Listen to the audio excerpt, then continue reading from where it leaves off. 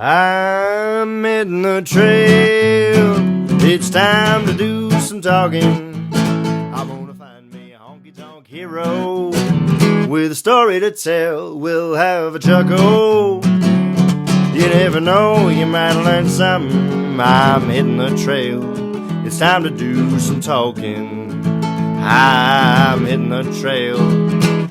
It's time to do some talking. You're listening to Tales from the Trail, brought to you by Cowboys and Indians Magazine. Now here's your host, Tyler Gummersall. Welcome to this episode. I got to sit down with my friend Adam Hood. He's a great singer, songwriter, and guitar player from Alabama, but he tours in Texas and the rest of the country quite a bit. I caught up with him in Texas. I was actually opening for him at the House of Fifi Dubois in San Angelo, so they generously lent us their awesome Airstream that they have in the venue to talk for a little while. Adam is a accomplished songwriter. He writes for Dave Cobb's Low Country Sound right now, and has written songs that Miranda Lambert and Leanne Womack and Little Big Town have recorded. But he also stays really busy touring and is kind of a blue-collar musician in that way. So very down-to-earth guy and puts on a great performance. So I hope you enjoy this podcast. As usual, I'm going to stick a little clip of one of his songs halfway through, so don't be alarmed and stick around to the end. I'll talk about where you can find Adam's music and such. So I hope you enjoy this episode. Thank you. Well, thank you for doing this. Man, thanks for having me. I appreciate it. I appreciate it too, man.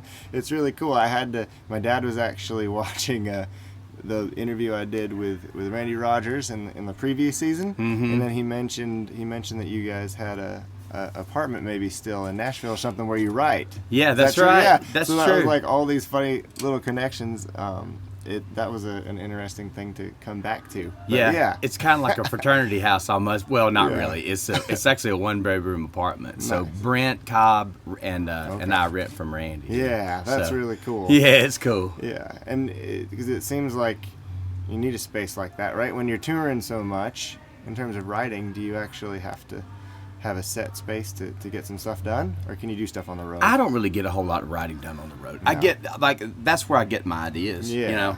But as far as like the sitting down, start to finish, I really don't get a whole lot of it done, you know. Which I mean, granted, you know, I don't really put myself in the position to do it either. You know what I mean? Like It's not really something that I work at. You know what I mean? Yeah. So I'd rather and because of the fact that I write in Nashville, you know, I mean, I have a certain, and I hate to say this, you know, because it sounds like a cop-out, but I have a certain quota that I have to meet, you know, Right. and so, and I know that I have, you know, co-writes a lot, and so sometimes I'll kind of pick and choose my better ideas and take them and say, okay, I'm going to set this, I'm not going to finish this one. I'm going to set it aside because I know I'm writing with Randy or Yeah. somebody like that, you know, Yeah. so, and it's always better to go into a co-write with ideas than it is to go without. Yeah, you know? empty for sure. Yeah. No doubt. But it almost forces you to be kind of productive too, right? Like if you Very have an much so. appointment. Yeah. Absolutely. I mean, I consider myself, thinking about the writer that I was before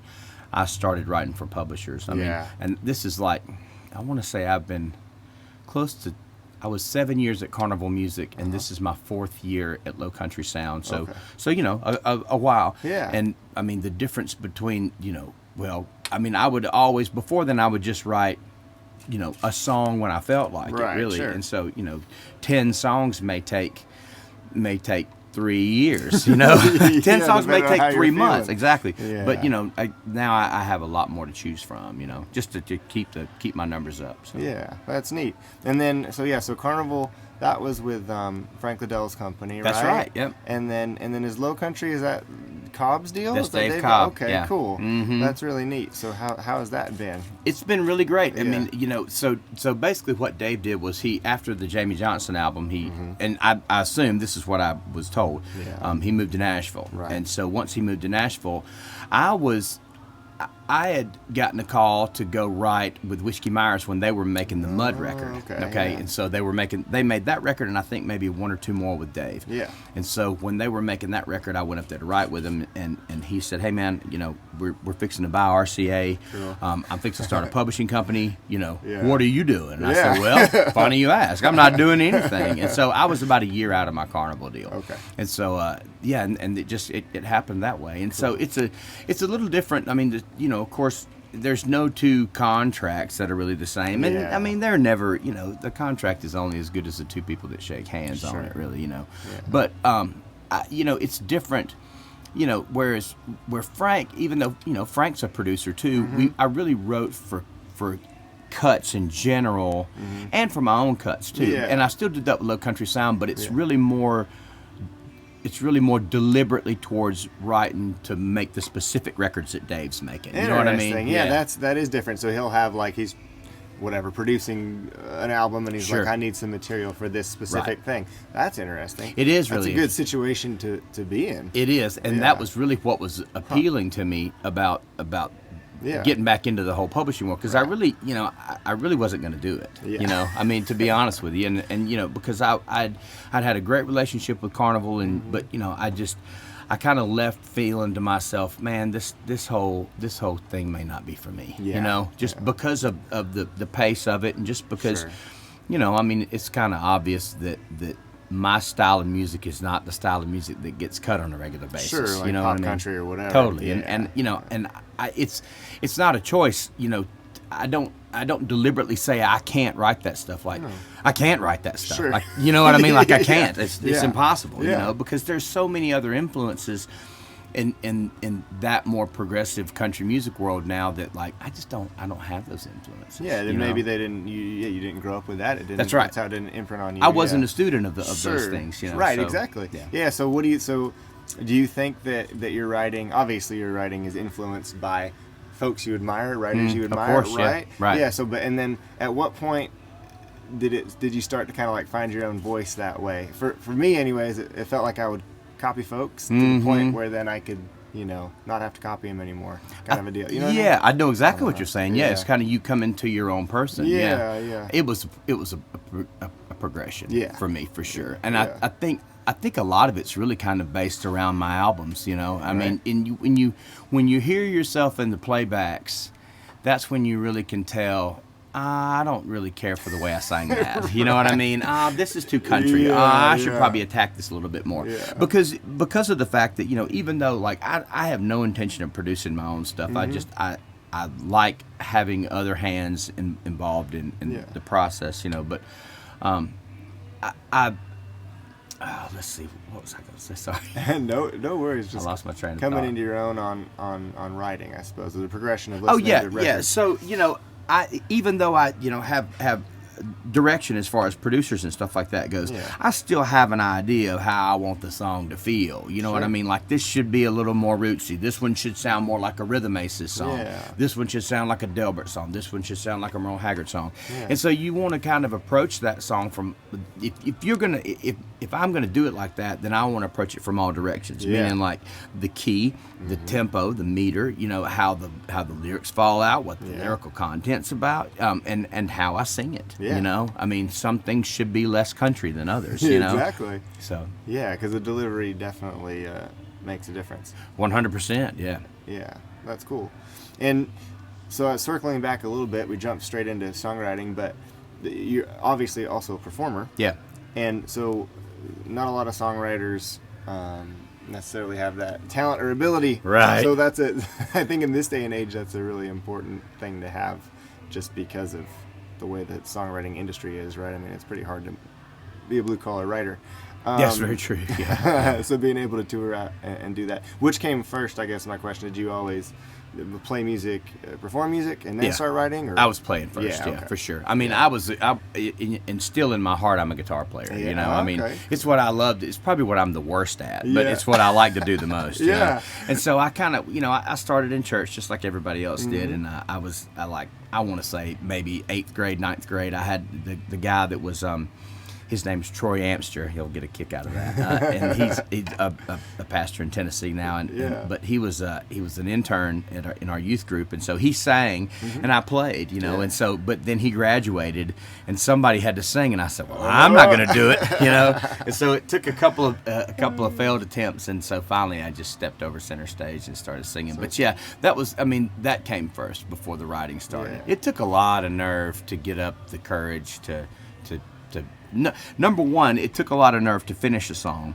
Yeah. Number two, it took more nerve to play them in front of people. Because man, you really you never know what people are gonna like, and I'm just not an aggressive person when it comes to stuff like that. It took, I still have the same insecurities that I had when I was a kid. Which is probably par for the course. Well, it probably makes the stuff a little bit more authentic. I hate using the word authentic, but soulful or something. Right. You can't really really deliver a soulful performance without having a little bit of that insecurity, I think. But I think you're right. Yeah, I'm glad to hear you say so. And I think authentic's a great word for it. Yeah. But I'm with you. I think some of those words get thrown around in places they don't deserve to be thrown into. Sure. But glad that's the case. No, that's cool though. So you were playing in bands and stuff, and this was in Tennessee or in Alabama? Alabama. Mm-hmm. Yeah. And then how soon? So when did you start writing? Okay, so that was like, I started writing in high school. I remember finishing a song for like a girlfriend or something like that. But I want to say it was.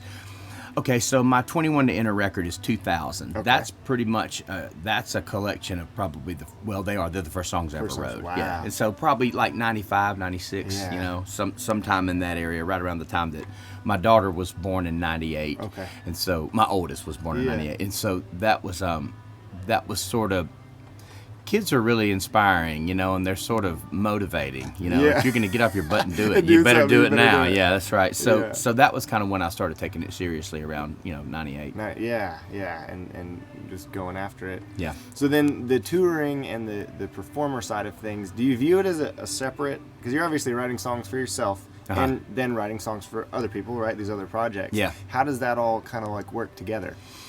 For me, I don't view it as different. No, yeah. But at the same time, I've really started to understand the difference. And when it comes to writing with other artists, right, you know what I mean? And so that's where the separation is with me. Like I'm, when I'm in the room with someone, like, I just wrote with Travis Tritt for a couple of days, That's awesome. Yeah, it was great. And I mean, the guy's my hero, Yeah. And so, but going into those rights, we were writing for Travis Tritt. Right. You know what I mean? Now, granted, there's not a Travis Tritt song that I don't know. You know what I mean? So like, there's any of that stuff. There's all the songs that we wrote are songs that I'd record. Sure. But then I've written with Miranda Lambert a bunch, and so with Miranda, she's one of those people that I'd cut any of those songs, but we usually write for her, Sure. And so I understand how that goes. But at the same time, in the progression of that, over a year's time, these songs kind of show themselves to where, like, this is probably more appropriate for an Adam Hood record. You know what I mean? So yeah.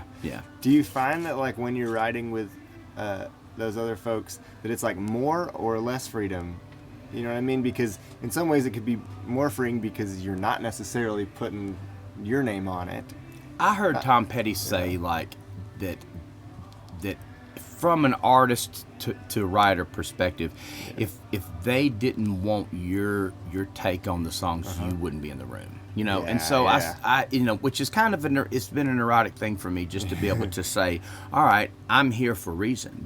I'm here because these people understand what I do and they want that. Yeah. And so which like we were just talking about, my thing is kind of a thing. Yeah. I mean, like it's not for everybody. No. And so when people say, so and so wants to write with you, I would assume that they're not trying to get the most current thing going. Right. They want the kind of sound that I generate. So yeah, I mean that's it is kind of liberating, but at the end of the day, man, I'm just trying to make it rhyme. Yeah. I mean, you're just trying to get the song finished and hope it's as good as it can be. Yeah, and it's gonna be. I mean, you're gonna be proud of it no matter what going out the door. I hope obviously. so. Yeah, well, yeah, that's the goal. That's the goal. That's right. But yeah, that's an interesting.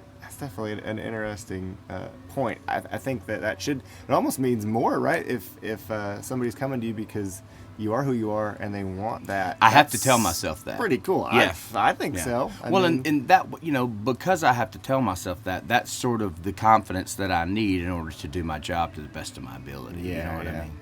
No, that's an interesting part too. Like with performing and writing to some degree, you almost do have to fool yourself into that confidence, right? Yeah, I mean, you're absolutely right. You're right. It doesn't work otherwise. No. You can't have an introverted, Yeah, you've got to be a performer and entertainer. Yeah. It's been a hard lesson for me to learn too, because as a Yeah. human being, it's really not my personality. you Yeah, know? yeah. And it's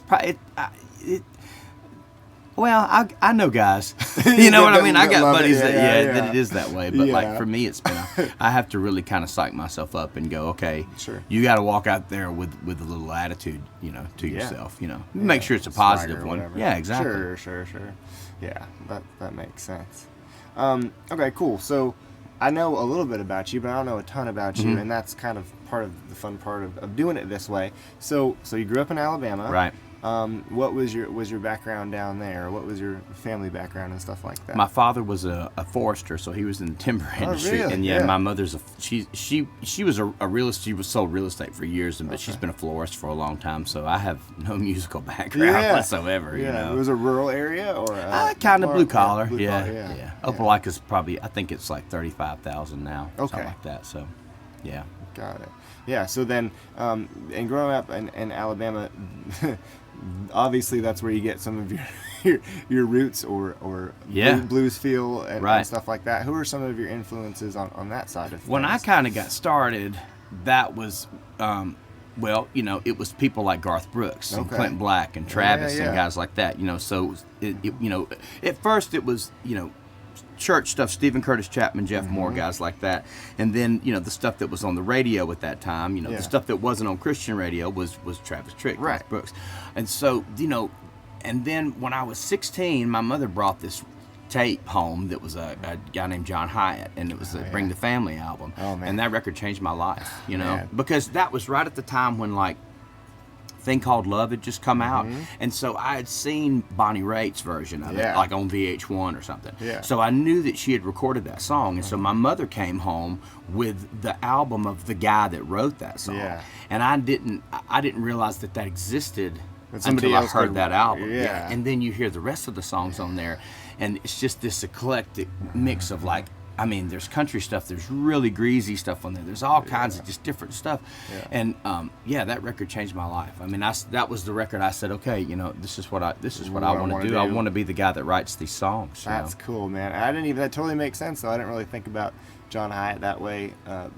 In terms of an influence on you, but that totally he was makes sense. probably my biggest influence. Yeah, for sure. What a writer and a singer in his own unique way. That's what's exactly so cool. And so that's kind of and so after him came Delbert McClinton, and kind of the same thing. Someone who is known as a writer, but also has Delbert's had a really kind of charmed career. A lot of interesting things have happened for him to be so well known, but also still under the radar. Prine's another example of somebody that can go to the grocery store, but still is a celebrated a human being. I mean, the guy's a musical icon. Yeah, exactly. But everybody leave him alone at Walgreens. Yeah. So it seems like a perfect situation. I know. And so that's what I said. I said, man, this is what I want to do. I want to be that guy. Yeah. That's neat.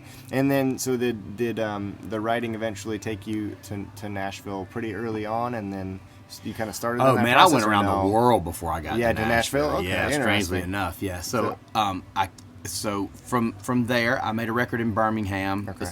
So 2000, then 2004, I made this EP in Birmingham. Yeah. With my buddy Justin Johnson in his basement. That got me to the guy that was managing me at the time. Who lived in Austin. So then we started coming over here in 2004. And so from 2004 to like 2007, I was just non-stop, 300 shows a year. Yeah, touring, a lot. yeah. And so I met Pete Anderson in Little Rock, Arkansas. So that took me to L.A. Yeah. I made a record, and so my first full-length album I made with Pete. Right. And so from there, Then I went to Nashville. Yeah. So basically touring to promote that record, I met Miranda in New Braunfels, and she introduced me to Frank, and that was where the publishing started. How cool is that? Yeah, so it's kind of all around the world to get to my backyard, basically, you know. Yeah, but then you ended up getting there, like you're saying, in a place where you kind of knew who you were at that time. You didn't go to Nashville and then kind of like get molded or chewed whatever. me up and spit me out. Exactly. I mean, if I had gone in there knowing what I knew in 2004, I'd have left with my tail tucked between my legs. But the years that I had to get on the road, like you said, I mean, I was able to kind of spend some solid, honest time finding myself, especially my voice as a musician and a writer, and to have some sort of artistry. That's pretty cool. No, but that's a pretty cool, kind of come full circle where you can get in your licks performing and then end up getting a publishing deal. It's kind of backwards a little bit, right? If you very much so. Yeah. Oh yeah, it works. It works the exact opposite way. Usually dudes get publishing deals and get a record deal. Whatever. That's right. Yeah. But how cool is that? That's awesome. Yeah. That's neat. Like that gives me hope because I was always kind of turned off from the whole idea of publishing companies and all that stuff. I had when I was younger, I went and did like a ASCAP pitch thing or whatever, and they just destroy everything. And I'm like, I don't know if I want to just write for the 40-year-old women market. Exactly. You see what I'm saying? You know, I mean, and so that's the thing. It's kind of it's one of those things to where you just not, there's a certain time in your life when you can absorb getting your songs picked apart and torn to pieces. It takes a lot of kind of shows under your belt. How do you? That's an interesting thing. So maybe it's a kind of pedestrian question, but how has performing out or those experiences kind of informed your writing, like in terms of stories, or do you draw from your performances? Yeah, well, because you can see directly on someone's face if this is a good song or not. Yeah. You know what I mean? I mean, that's really, there's the guesswork's taken out of it. Yeah, it's gone, And I mean, that was always been the great part about it, and I used to be a lot better at it before we were doing so many band shows, because with the band, I'm stuck to a set list, and I just can't turn around and go, okay, this one's in G, let's go. You know what I mean? Because it's just not fair to the guys, But when I do acoustic shows, I throw out new stuff all the time. You can just leave it however you want. And I used to, back when I was, before my marriage, before Brittany and I got married, I had a place in Auburn, which was kind of, Opelika and Auburn are kind of like Bryan and College Station. They're right next to each other. Yeah. So there was a room that I would go. So I go up to Nashville. I'm there. I get up there Tuesday. I write Tuesday, Wednesday, Thursday, and then I come home. I'm usually home by dinner on Thursday. Yeah. And so I had this room that I would play every Thursday. Yeah. And that was the place I would go. Whatever songs I wrote that week. You'd go try them out? I go try them out, Cool. And so that was really kind of how I gauged if those songs were good, Yeah. Or at least, and I mean, not even so much that. I mean, like, I could tell when things started going south, you know what I mean? Like, they were interested until I hit the chorus, and then it got boring. Right. Or this song's too slow, if I sped it up a little bit, or vice versa. You know what I mean? Like, there were all kinds of different scenarios. I really learned a lot just by watching people's faces, Yeah, and reacting to it. Totally. Yeah, that's amazing, man. And playing solo, the whole band versus solo thing, it's very different. And so you have that too, where you can like rock a room. Like I got to open for you at the Mule Barn, and you guys just like rocks, Thank all you, night. Man. But then obviously I'm sure you can hold a house concert or a small listening room too. I feel like are those two different crafts? You think? You know what I mean? Yeah, for sure. Yeah. I mean, I have, and like I've really been over the years. I've been pretty deliberate about those sets. You know what I mean? Like I have certain songs that I'll play in an acoustic show that I won't play in a band show. Yeah. And so I think it's two different things. And especially like with the solo stuff, people really come to hear you tell stories. Yeah. And they don't do that with the band. You know what I mean? You really don't have to. I mean, I had a manager at one time that was like, you don't have to say thank you every time. Which, granted, I am thankful and I want to and I deserve to because I've played for no one long enough to where anybody's here. Thank you for coming. So, but there's not as much talk and as much banter at the band shows. We just try to get out there and, like you said, just kind of kick butt, entertain. Yeah. Do you prefer one over the other, or it's no? You ask me. I mean, if you ask me after 2 days worth of band shows, I'll tell you that acoustic's my thing. Right. Yeah. Exactly. Yeah.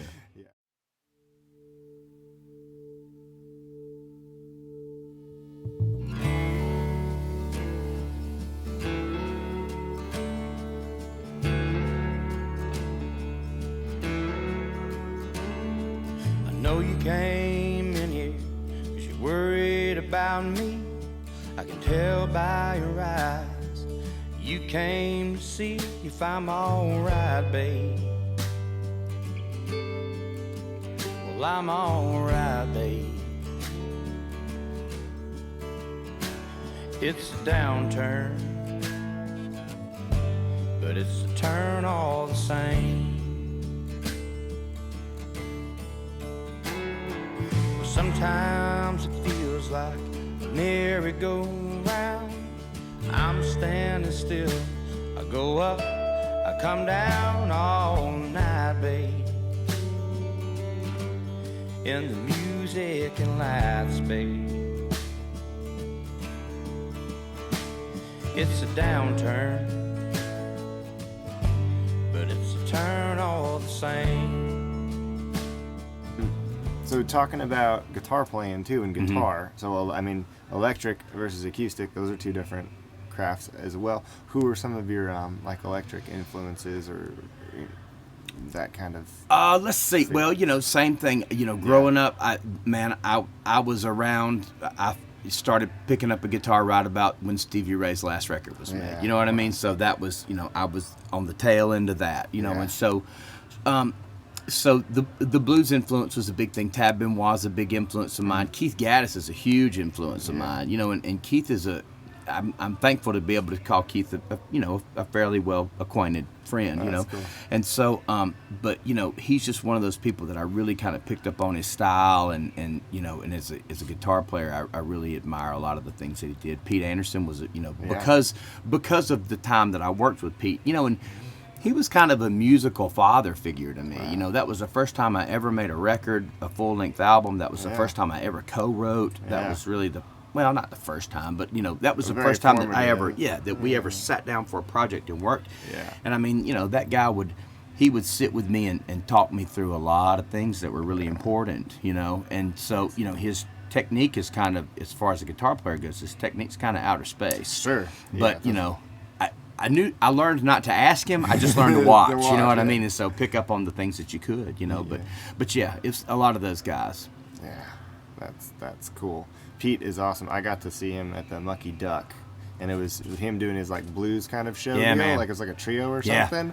That was amazing. He's great at it, man. Yeah, he's incredible. And to be such a, the thing that I noticed early on, and the thing that I always really enjoyed the most about Pete is, for someone who's so iconic in the country music world, he's a blues player. Yeah, exactly. And I mean, that's what he said. He said, we moved from Detroit to LA. He said, I was playing blues music. Yeah. He said, and the only reason I started playing country music was because of the fact that he said, that was when Urban Cowboy came out. That's right. And so everybody had country bands. And he said, man, he said they would do two shows a night, 7 days a week. Oof, wow. And so he said he learned all those licks and had them down. It was muscle memory, And so a blues player can become a country player pretty fast. Yeah. After trial by fire, No doubt.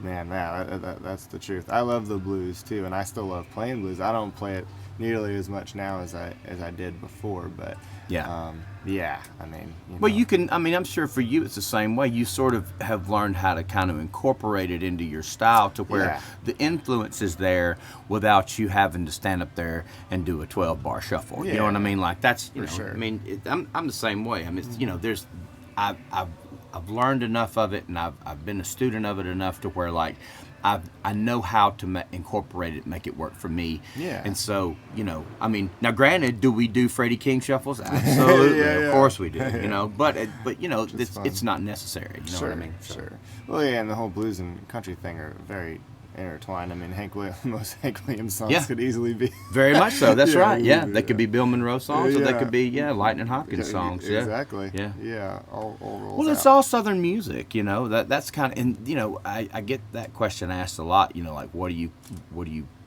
what's your genre or whatever. Yeah, exactly. And I mean, man, the parameters of Southern music it's a broad stroke. Yeah. But it's all that, and so in order to call it Southern music, I mean, the only style of Southern music that I really haven't been a student of is bluegrass stuff, you know. And I just it's just never taken, I mean, the other stuff sunk in, so. Yeah. Well, there's plenty of soul and bluegrass too, but it's a very different very different feel. Yeah, so just style-wise, it's real different. Like, like what you're saying too. You can't force like what you're what you're bent towards on this. Exactly. things, Yeah, sure. that's right. Exactly. Yeah. It's just, and honestly, it's just a preference. I mean, Edie, that's his thing, man. He loves bluegrass, and I mean, he loves bluegrass so much to where it's, I feel like that, like he's worked to make more bluegrass style records than he has, I mean, because he's from Mississippi, and I mean that's kind of the heart of it too, Sure. But like I hear more bluegrass influence in his style than I do blues influence, but I still hear a lot of it. But it's just it's the same thing. It's just kind of where your ear wants to take you. Yeah, for sure. And then we're in Texas right now, and so you got to Texas pretty early, and then you tour through here quite a bit, right? Yeah, all the time. Has it always been? Then it's just always been a kind of welcoming situation. Ironically, it has, Yeah. and as well as I do, that's not that same way for everybody else, I feel very lucky. I feel like coming from Colorado, I get a little bit of, cred or something because the Texans like to go in the summertime. Absolutely. And I've Yeah, that's right. I found it very welcoming, but yeah, it's a unique scene. Yeah, it is, and they sort of take care of their own, Yes. and it's a real self-sufficient scene, which is really what I love about it, But at the same time, I think, and like yourself, I mean, you can hear this style and what you do, you know what I mean? And so, and like the guys that sort of pioneered this music scene were really the guys that influenced me anyway, Exactly. Delbert and guys like that, and Yeah, I was lucky absolutely. because when I got over here, that was kind of right at the heyday of ragweed, you know what I mean? And Yeah. so it was really kind of, it wasn't, things hadn't taken off by then, you know what I mean? Like it wasn't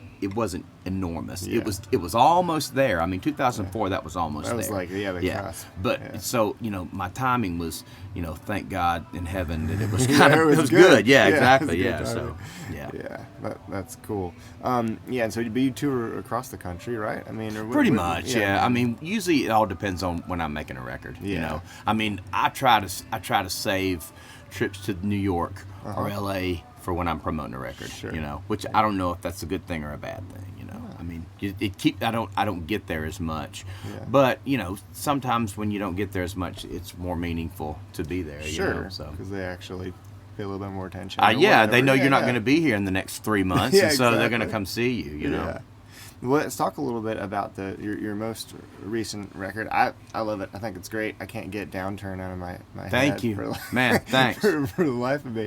But where did you record that? I did that at the Sound Emporium in Okay. Nashville. Yeah, Studio Awesome. B. That's Yeah. the house that Don Williams built. Yeah, it sounds great. I It's mean, really a lot of cool, man. textures. Thank you very much. That was a it was an approach. You know what I mean? Yeah. Like I really wanted to scale it back. Yeah. just because of the fact that we're a 3-piece, 4-piece at most, Right. and with the other records, they were the bones were 5-piece, and there's just parts that I mean I can't for what I try to do as a guitar player, I can't play 3 parts at one time. No. And I certainly can't play a piano part. Sure. And I can't play a pedal steel part Yeah. either, And so when those are the featured instruments on a song, and you go up there and those instruments don't on exist stage, on your yeah. stage, Yeah. I mean, people don't realize that, but they know something's missing, Sure. I mean, your ear, same thing, your ears tell you that Yeah. something's missing. And so I just I got to the point where after 3 records of doing that, I said, you know what? We're going to have to do something that's kind of copacetic to all of what we're doing. So it was an intentional kind of representation of what people would see. I on hope the road, so. pretty Yeah, much, yeah, I mean, exactly. it sounds like it to me, but well, yeah, thank you. It's Yeah. an interesting. You guys coming at it in a different way for sure, as opposed to just. Well, and there's space for you. there, and so I mean, and I feel pretty confident in saying that, up until the Traveler records came out, and up until Stapleton took off, space on a record was a scary thing. You know what I mean? Yeah. It's there's nothing going on here. We got to put a guitar part in here or Yeah. something. But now, there's, when I say space, you know what I'm talking about. It's, Sure. you can hear the distinction between instrumentation. You can Yep. hear what a guitar is doing. You can hear what, and it's it's become a frustrating thing for me because, you know, when I was growing up, you know, I didn't know what a B3 sounded like. You know what I mean? I heard it, you know, and I said, I like whatever's going on there. I didn't know that it was a B3. Yeah. But after 25, 30 years, like even with trained ears, even with somebody that dissects songs, when I can't hear guitar parts, when I can't differentiate between the two, going on. It is frustrating, you know. And so, and I, you know, if I feel that way, somebody else does, you know. And so I love having space. I love having breathing room. I love the imperfection. I love the fact that, you know, it's organic. It sounds real. It's not, you know, it's not a watch, you know, it's music. Yeah. And man, when you hear it on the radio, it's so shocking. Like I remember the first time I heard Traveler on the radio, and then also speaking of Frank, like that Miranda Lambert song that was the Alan Shamlin song, "This House," the house that built me. Yeah, I mean that's just like, the production, like the way that he recorded her voice was so different, man. And you know, but that was I agree with you. I mean, it was the thing that separated what she did, and you know, and made that song really become the song that it was. And you know, I've been around her enough to know that the timing on that was really perfect. She needed that. You know. Yeah.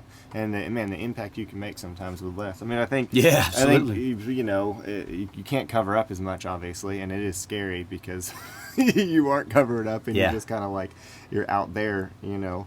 But man, it's when you hit it right, I think having the space is definitely it's really nice. Yeah, that's cool. Well, you guys are starting to sit up here, so I don't know how much time we have. I got all the time you want, man. To be honest with you.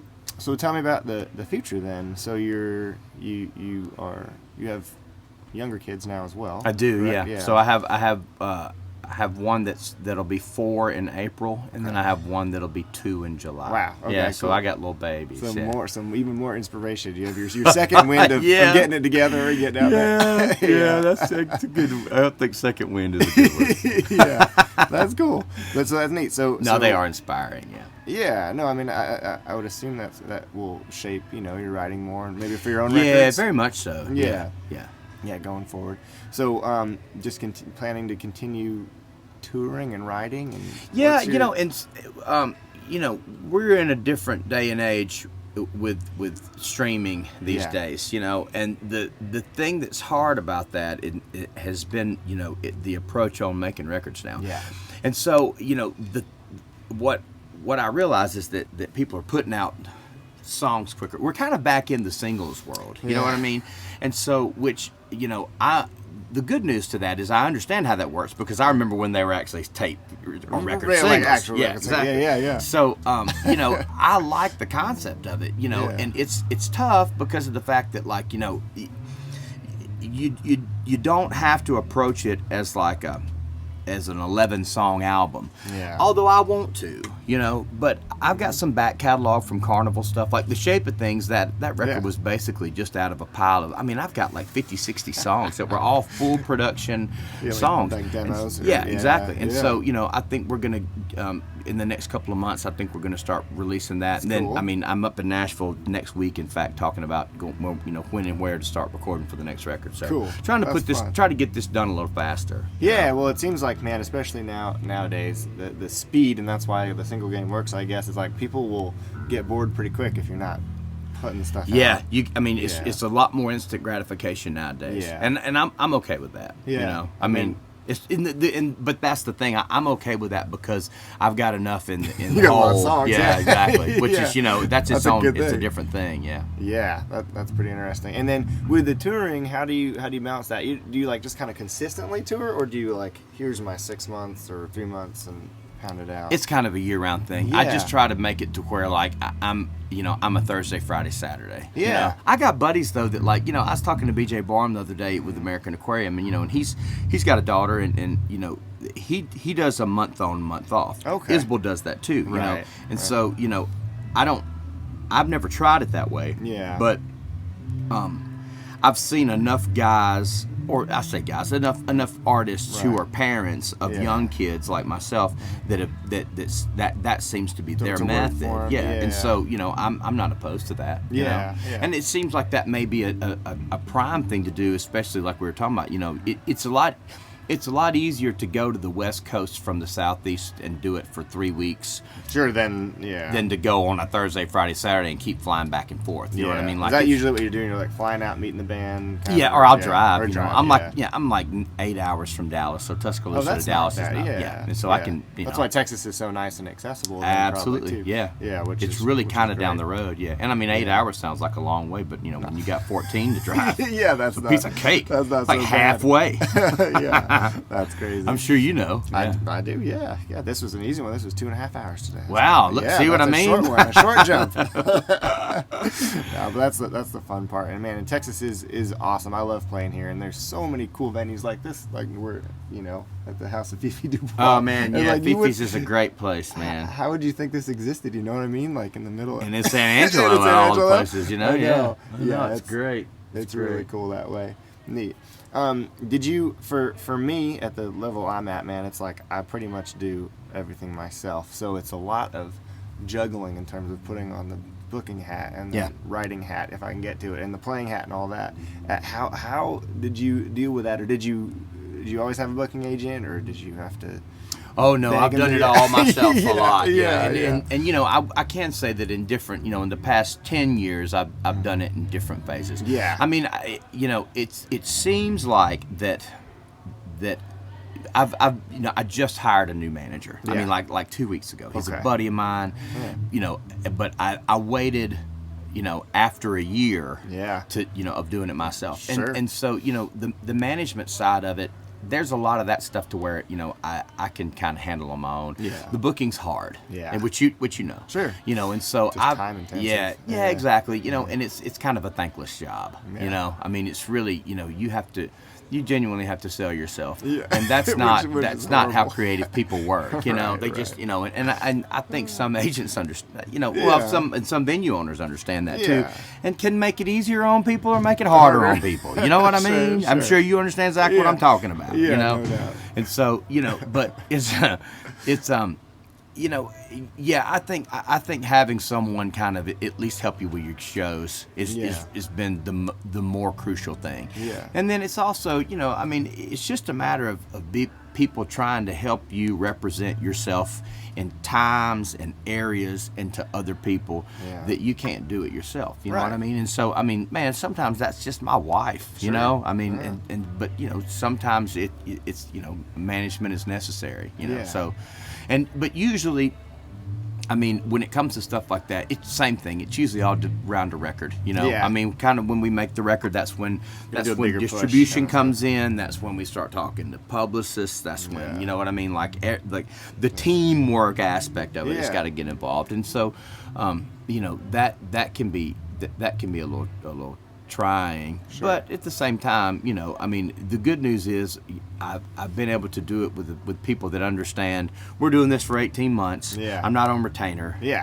So no, it puts you more in control. I think that's a good thing about the internet age, or the labels kind of taking a hit or whatever. You can hire a whole team. You've got to learn to do this. That's right. Or you can do it all yourself, and it is it's hard. But it is doable. And then the same kind of idea with the streaming. I don't know. I know a lot of folks, a lot of songwriter friends that, man, that's been horrible for them, and it's definitely erased a blue collar kind of section. But for you, what do you think about it? It's kind of like it's not a debate anymore. It's happening because of the fact that I put out my own records. I think that's where I benefit. Right. Exactly. But the people don't seem to be recording songs off my records as much as they're recording songs that we write. Right. So as a writer, absolutely. As a writer, it's a setback. As an artist, it's great. Because people talk about 1 million streams this, 1 million streams that. I've got records that have 2-3 million streams, and nobody even says anything about it. You know what I mean? Like I don't say anything to anybody about my 3 million streams. Whatever. Anyway. But it's true. I'm not bitter about it. No, I know it's true though. It's true, but it's still 3 million people that That's right. heard Yeah, your song. That's exactly. cool, and you can and if I need that, I at least have you that. can look at it. Yeah, exactly. And so Yeah. and also, that's kind of where the whole singles thing gets involved. I mean, I can take a song and set it aside and put it out 3 months before the album comes out, or I can put out a song a month, and at the end of a year put all those 12 songs on vinyl and call it a day. And so there's just, I mean. If we can think positively about it, it's a really cool age. That's right. It's just a matter of having to sort of adjust, and I kind of learned pretty quickly in this industry, the more you can do, the better off you're going to be. You know what I mean? And so the fact that you can wear a couple of different hats is really always going to be to your benefit. And so that's, I feel like that we're in an era where that is kind of the case, where you sort of, you can't really rely on specifically on your writing. You can't really just rely on your touring. You can't rely on merchandise specifically. They all have to kind of work together. It's all symbiotic. Yeah, exactly. Which is pretty cool. That's a pretty a holistic view that probably ends up being better in the end, right? I think so. I think it's kind of the time when the whole juggling plates thing is working, because that's the frustrating thing about it. It's frustrating when you're juggling plates and you keep seeing them fall. You know what I mean? That's but when you're juggling plates and they're spinning, then you say, okay, cool. I can do this. Yeah, it's pretty Look cool. how good I am and at it's this. Pretty rewarding too. Absolutely, yeah, that's cool. Well, you mentioned vinyl too. Do you like vinyl records? Do you listen to vinyl? I do listen to vinyl. Bit, not as much as I'd like to. But I do listen to them. This was my first. So when we released Somewhere in Between, that came out October of last year. So October of 2018, not 2019. Right. So a little over a year. Yeah. But we released it, and then we went back and re-released Welcome to the Big World. So I actually have 2 records that are on vinyl, and I think this is my 7th show. I've been sold out of them for a while That's now. Awesome. I mean, I sell records more than I sell anything. Yeah. And so that's interesting. So merch, because you're not probably selling CDs as much as nobody buys them. CDs, I mean, I'm kind of concerned. You know what I mean? It's like, what am I going to do with all these records? Or all these CDs? Yeah. Convert them to records. Yeah, make them coasters or something like that. Yeah, exactly. Give them away for Christmas gifts. That's funny. And have you recorded to tape at all recently, or no? No, I've never done it. Yeah. Pete had this thing. It was called rinsing, and I'm probably speaking out of school when I say this, but I feel like that what we did was we recorded digitally and mixed to analog. To analog. Yeah, I've seen that before. But now Dave, they do 8 tracks, right? And so and granted at RCA, I mean, he has the capability of doing whatever he wants to. Sure. But I was in there with Brent on the Providence Canyon record. That was the one I had 2 cuts on that one, and so nice. I kind of got to go watch that whole thing, and That's he cool. was like, okay, we got 8 tracks, we got to get this down. I mean, it's straight to tape. It's fun. I think that's an interesting way to do it. Do you know a studio called Welcome to 1979? Yeah, I know Chris Marr really well. Yeah, he's an old friend. Yeah, I've known Chris for a long time. Yeah, cool. Yeah, that's awesome. That's where I recorded most of my stuff. Not the stuff that Lloyd Maines did, but man, going straight to tape, you have this thing of there's not going to be edits and stuff, so it's like a different mindset when you do it, which is kind of interesting. Yeah. And then they had a party where all the bands went direct to disc. Yeah. All in a row. I saw that. Kyle Daniel was up there and stuff. Yeah, that was really cool. But man, he's a little bit of a Chris is his own beast, man. Oh, yeah. I mean, that's sort of. That's a thing. Yeah, I don't know. Yeah. I don't know anybody that could replicate all the stuff that he's doing. It's incredible. Yeah, it's pretty cool. He's incredible. I love that. That's cool that you did that stuff over there. Yeah. So what did you do with Lloyd? Did y'all just do digital? It was digital. Yeah, at the Zone. That sounded great too. That's where Jason and Courtney recorded a bunch. Yeah. That's a beautiful studio as well. But I mean, obviously, it's. I don't know. Would you really tell the sound difference? I don't know. With the analog stuff, I can. I think that. Yeah. You can, and then if you get it down from tape to vinyl too, I think if there's no digital in between, then you can kind of tell. Very much so. But digital is perfectly adequate. Yeah, for sure. It still sounds really great. Yeah, it still sounds great. Yeah.